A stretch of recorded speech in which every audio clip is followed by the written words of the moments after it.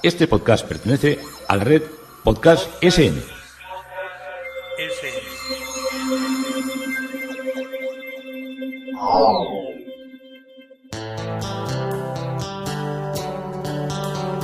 Historia con sentido. Un podcast realizado y presentado por Juan Carlos González.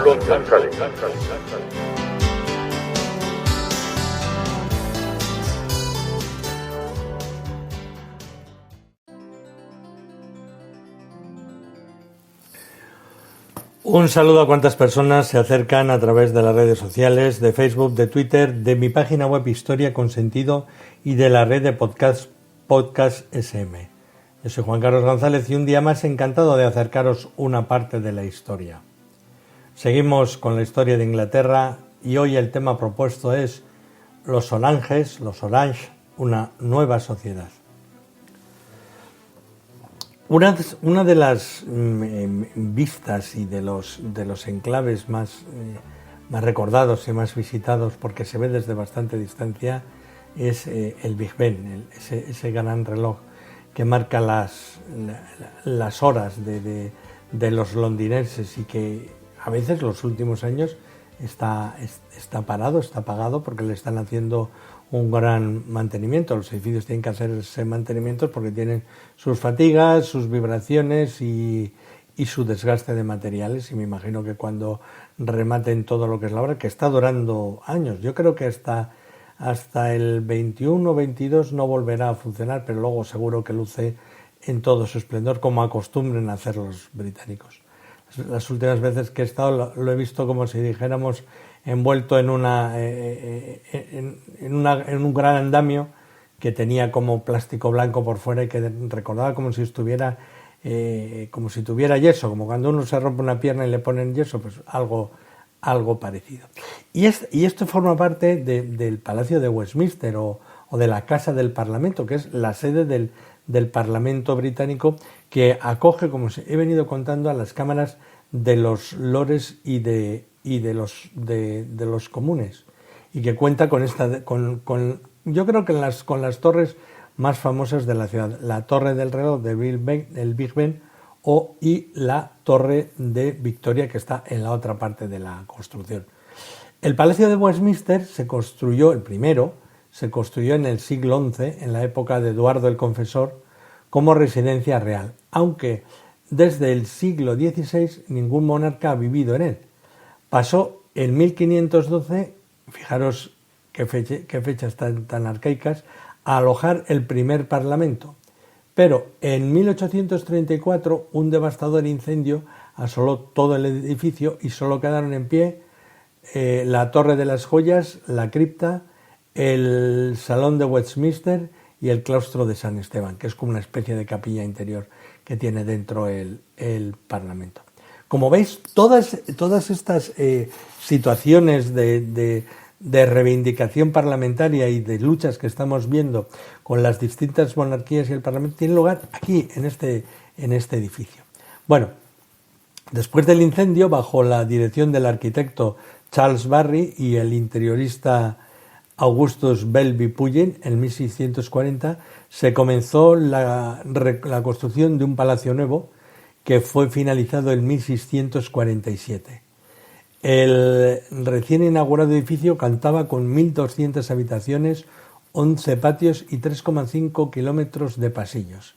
Al palacio se agregaron numerosas torres, como la Torre Victoria, donde se halla ya el archivo del Parlamento, o la Torre Central, pero sin duda la más famosa de todas es la Torre del Reloj, Big Ben, aunque realmente este último es el nombre que recibe una de las 5 campanas que suena cada cuarto de hora en lo alto de la torre. El palacio se halla dividido en dos partes, la Casa de los Comunes y la Casa de los Lores. Cada casa, como estamos ya viendo de continuo, posee su color verde en los comunes, color rojo en los lores, de tal forma que estos colores predominan en las alfombras, en las tapicerías y en la seda que forra muchas veces las paredes de las estancias. está situado a las orillas del río Támesis y el Palacio de Westminster está rodeado por varios jardines. Es el caso del jardín de la Torre Victoria, la Victoria Tower Garden, situado junto al río y abierto al público, y el resto de los jardines están cerrados al público, son para uso y disfrute de los parlamentarios.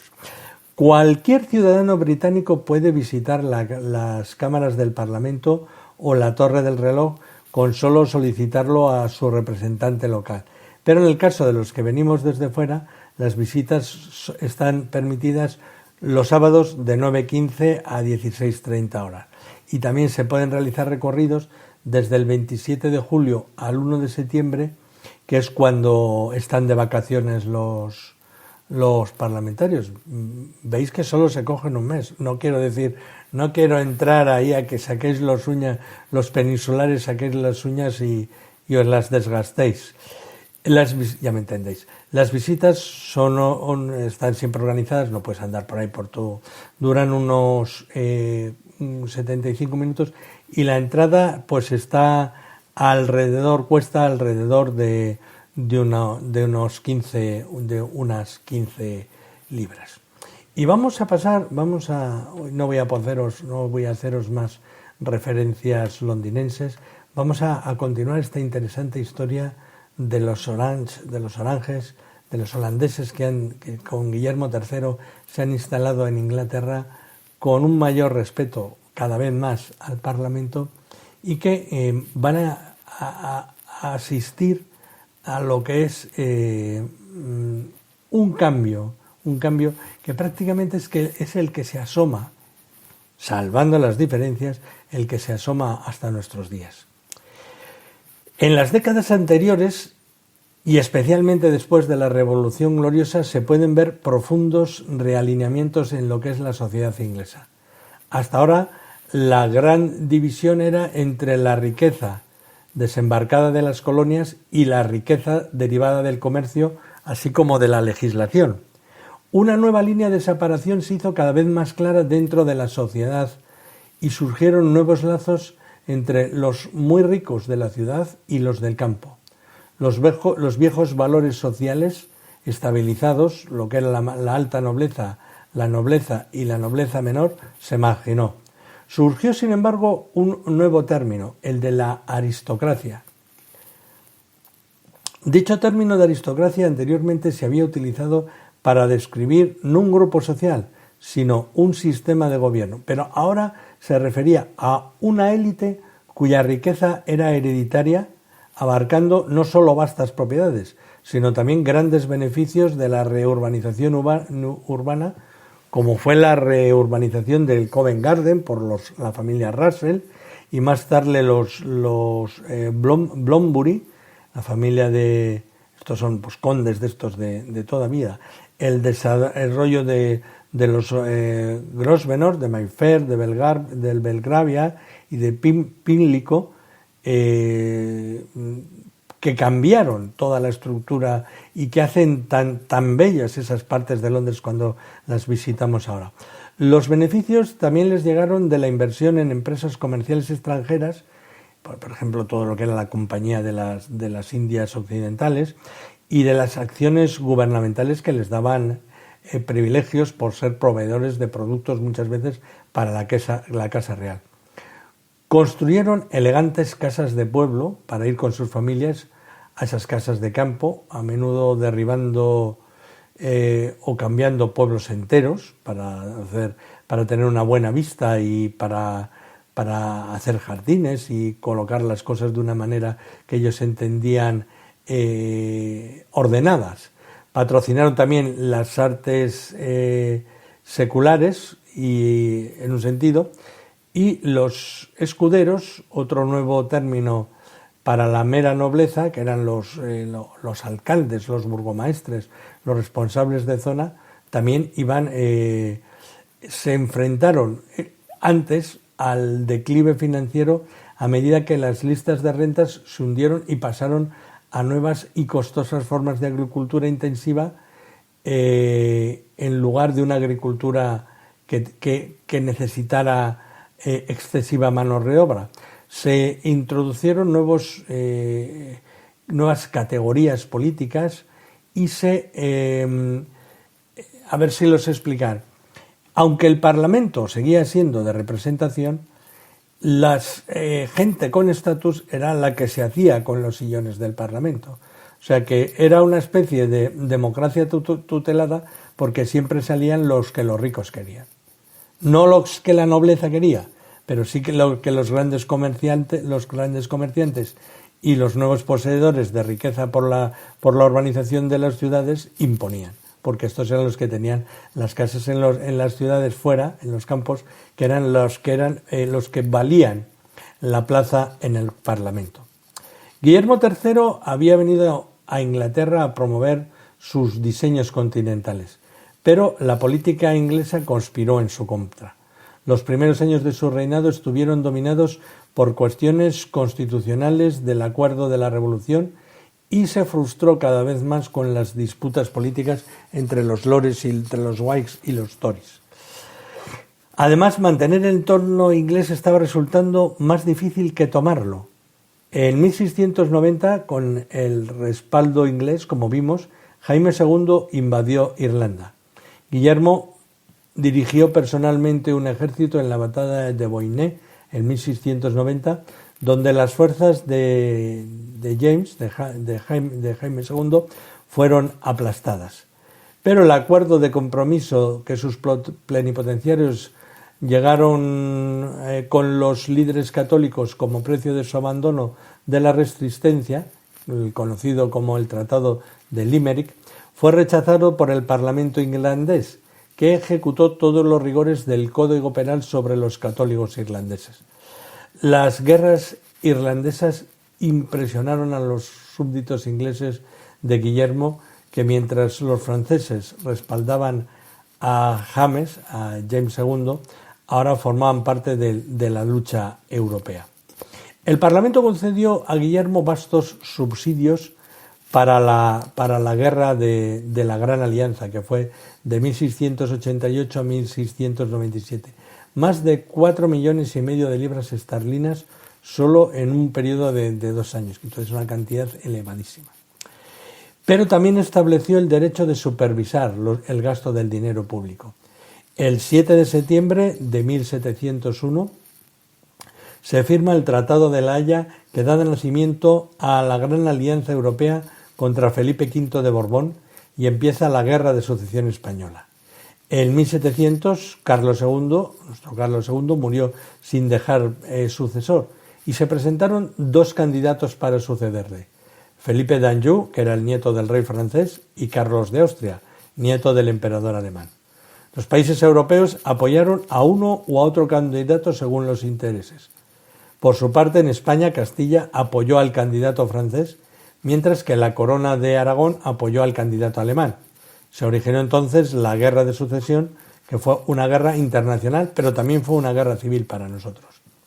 La apertura del Imperio español al comercio francés confirmó el temor de las potencias marítimas de la época, que era Irlanda y las Provincias Unidas, los holandeses, de que Francia pretendía adueñarse del comercio español con América, por lo que el 20 de enero de 1701 firmaron una alianza para realizar operaciones conjuntas contra Francia y dieron su apoyo a las aspiraciones del segundo hijo del emperador Leopoldo I al trono español.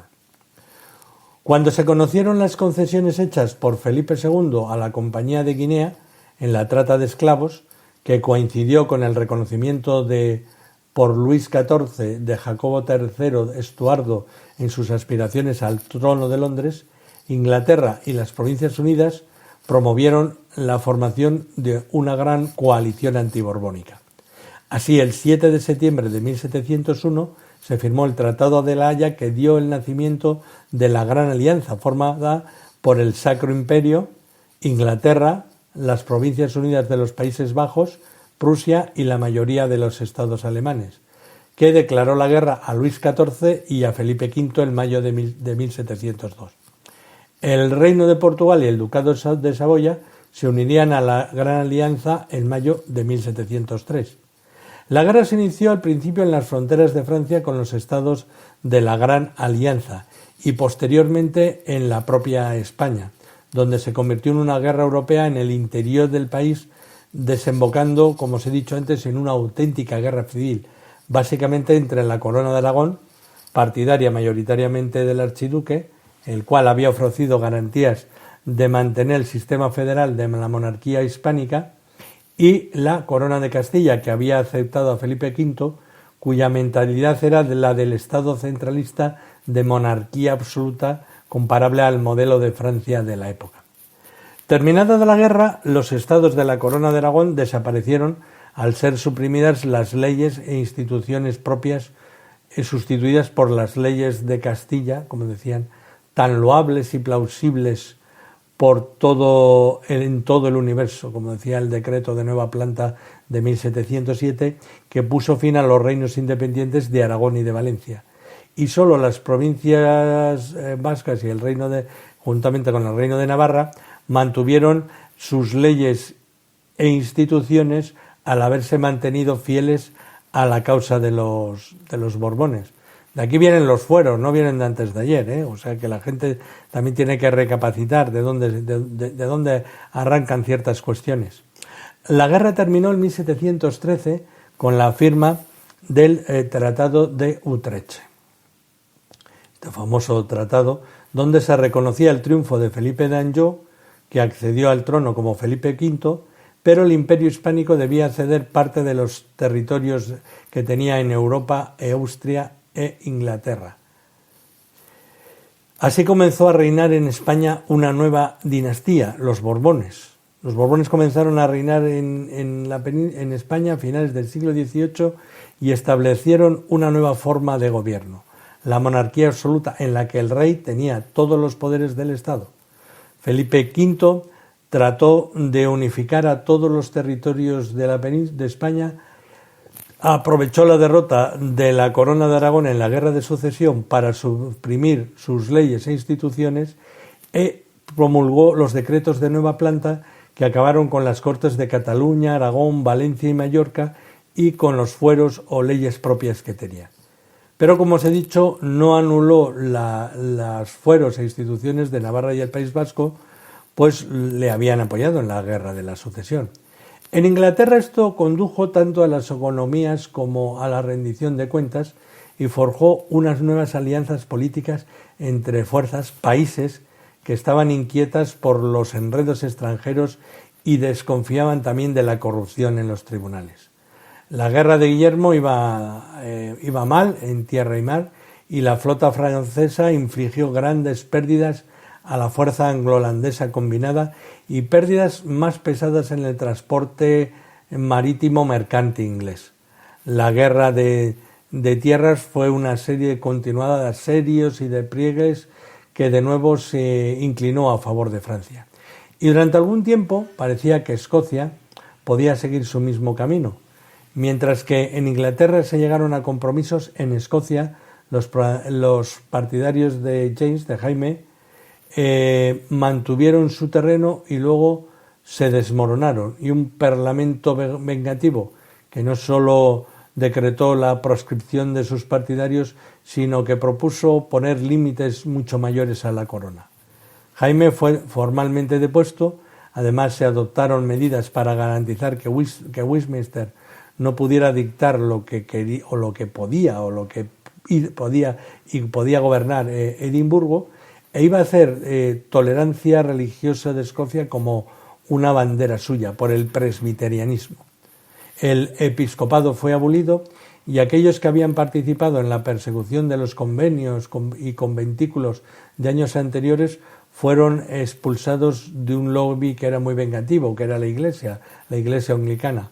Hubo una resistencia espasmódica de los jacobitas y tomó varios años y algunas atrocidades, más notoriamente la matanza de MacDonald, no tiene nada que ver con los McDonald's nuestros, instigadas por sus antiguos enemigos de Campbell en la masacre de Glencoe en 1692, para que, vuelta otra vez, Guillermo se asegurara el control final. Año tras año los costes financieros aumentaron. Entre 1688 y 1702, Inglaterra acumuló más de 14 millones de libras esterlinas de deuda, que se financió mediante la creación del Banco de Inglaterra, como ya dijimos, el año 1694. El banco era una sociedad anónima facultada para descontar facturas y emitir billetes. Prestó al gobierno a una tasa de interés fija, inicialmente del 8%, y este interés fue asegurado por una subvención aduanera específica. Los inversores lucharon por los billetes de banco, que se consideraban como valores consolidados, y más de 1,5 millones de lo que serían nuestros actuales euros se elevaron en una oferta inicial. No es de extrañar que una deuda financiada en crecimiento creara inflación y condujera a la crisis financiera de 1696. Pero la economía inglesa subyacente era sólida y los gastos militares alimentaron la producción. El establecimiento de una deuda nacional financiada y el Banco de Inglaterra, que fueron obras de los Whig, en alianza con el establecimiento mercantil de Londres, hicieron que los Tories, los lores y los campesinos acabaran cediendo a un modelo económico urbano que se iba imponiendo poco a poco. También esto sentó mal en ciertos sectores, incluso hubo un intento de asesinato en 1696 que dio a los Whigs la oportunidad de imponer un juramento de nación a la nación política, de decir, oye, que este es el rey legítimo. Y de alguna manera se intentaba consolidar este poder porque la reina María, que era la verdaderamente inglesa, había muerto en el año 1694 y decían, oye, que un holandés no puede ser nuestro rey. Muchos renunciaron al cargo en lugar de afirmar lo que no creían. Junto al monarca, los Whigs podían haber asegurado el poder si los acontecimientos europeos no se hubieran entrometido una vez más en los asuntos ingleses, como fue la gran guerra que hemos estado viendo con España y con estas luchas.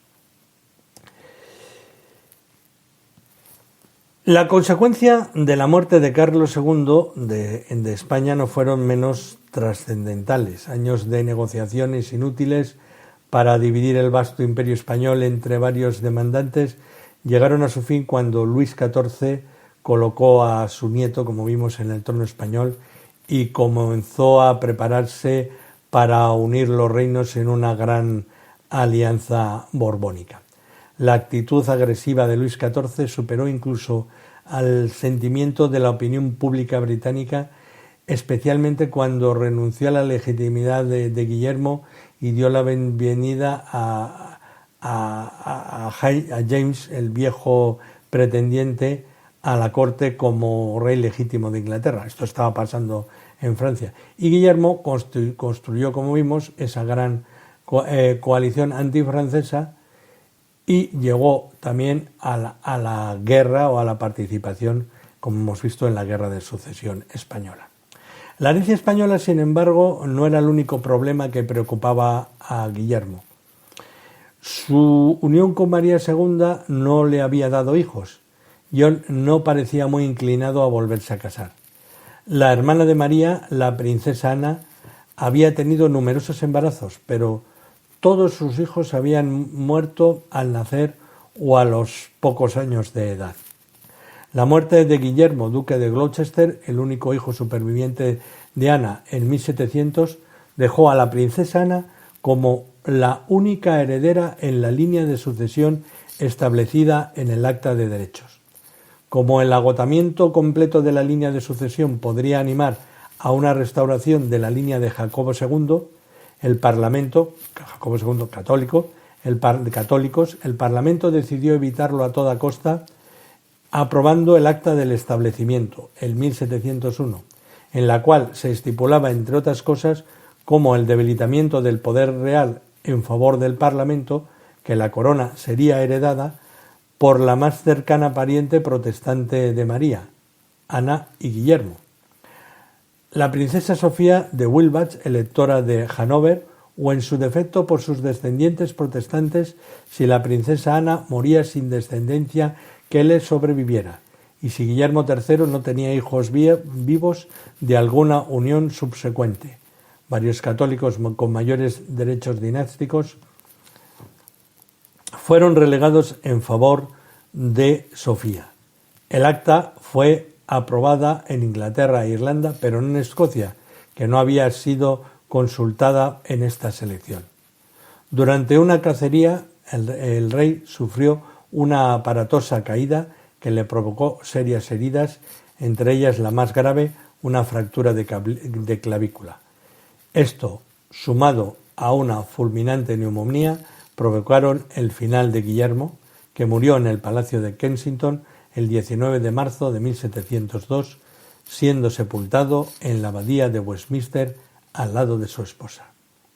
Y hasta aquí nos ha traído la historia de los Orange, una nueva sociedad, una nueva manera de entender el mundo, o cierta concepción distinta de entender el mundo, con un parlamento cada vez más poderoso y con un esfuerzo en las guerras por el establecimiento entre los Borbones y los Austrias en la monarquía extranjera. La historia de Inglaterra se entrelaza muchas veces con la nuestra. Hasta aquí este capítulo de Historia con Sentido. Yo soy Juan Carlos González y un día más encantado de haberos podido acercar esta parte de la historia.